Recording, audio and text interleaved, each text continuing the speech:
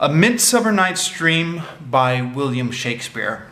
This is part of the scripted book review series I'm doing where I kind of go through my archives and find old book reports and book reviews and kind of turn them into YouTube videos. This is admittedly kind of scraping the bottom of the barrel, so to speak. It's not so much a review or report as reflection papers I had to do for a Shakespeare class I took. But like I said in the video when I started this series, I've got a personality quirk. I'm a completist.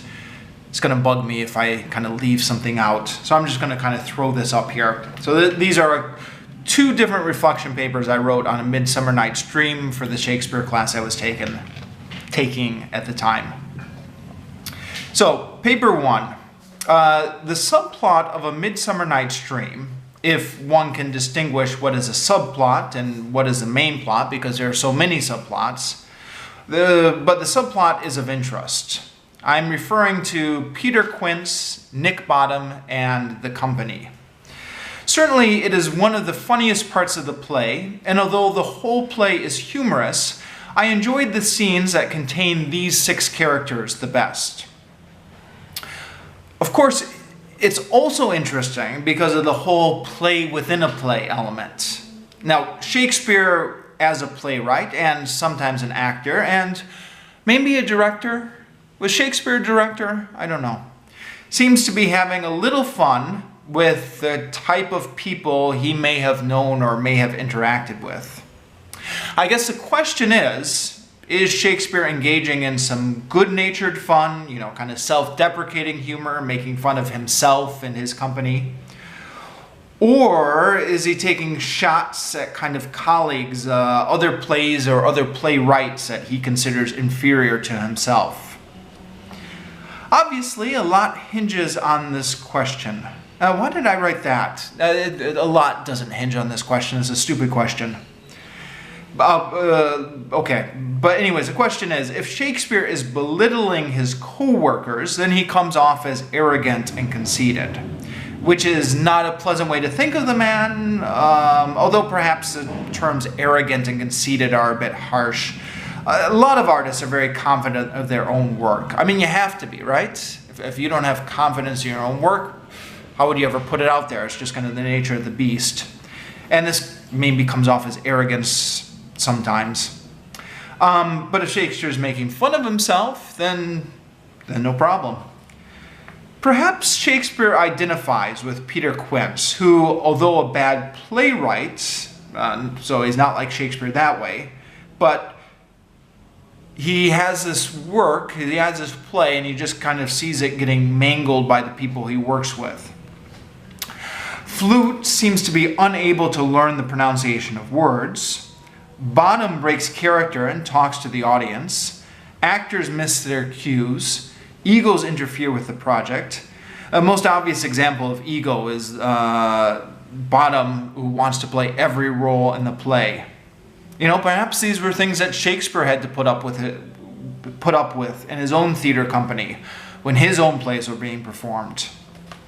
It's the good-natured but cynical way in which the play was received perhaps also is reflective of Shakespeare's problems with audiences.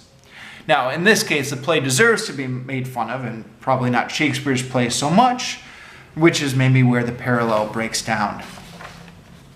Okay, second reflection paper is more of like an alternative history or alternative ending to the play. So, in the play, the events are rearranged by the invention of the supernatural.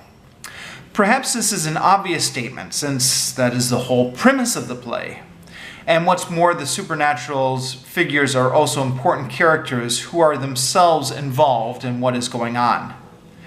Nevertheless, one should not get too caught up in the events to forget that, wait a minute, Demetrius did not like Helena.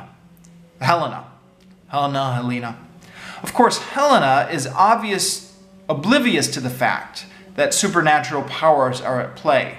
However, if she knew Demetrius loved her only because of the love potion, would she still want to marry him?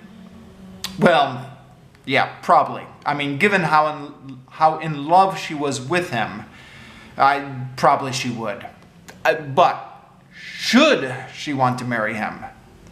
I mean, I don't think I'd want to marry someone if I knew that the only reason they were in love with me was because of like a magic spell. So, what would have happened if the fairies had never intervened? Well, perhaps only Shakespeare knows, but here is a guess. Hermia and Lysander are out in the woods, and Demetrius is looking for them, with Helena nipping at his heels. Now, it would be a rather boring play if Hermia and Lysander made it to Lysander's aunt's house unhassled. However, since we're already messing around with Shakespeare's work, what is to stop us from giving this play a happy but boring ending? Well, since Helena found Lysander and Hermia once, let us assume she would do it again. When Lysander wakes up this time, he is under no spell. Naturally, the first thing Lysander wants to know is what Helena is doing in the woods. Helena is, of course, reluctant to tell him, but eventually reveals that she has disclosed their secret to Demetrius. Lysander and Hermia are furious and they yell at poor Helena. However, since the woods are a dangerous place for Helena to be on her own, they invite her to join them on their trip. Helena does not really want to go so far from Athens, but agrees anyways. Helena leaves a little notes for Demetrius, though, hoping he will find them. Demetrius picks up on the notes and tracks down the traveling three. When Demetrius finally catches up to them, harsh words are exchanged between him and Lysander, and he challenges Lysander to a duel. Lysander is on the verge of killing Demetrius when Helena's pleas entice him to let Demetrius live. For this kindness, Demetrius responds by stabbing Lysander in the back. Demetrius then thinks he is free to marry Hermia, but the hapless bride only commits suicide. Helena's love is still unrequited, and once she realizes what she has done, she becomes deathly ill and dies. Demetrius is executed by Theseus for the death of Lysander, and the tragedy of A Midnight Summer Dream is complete.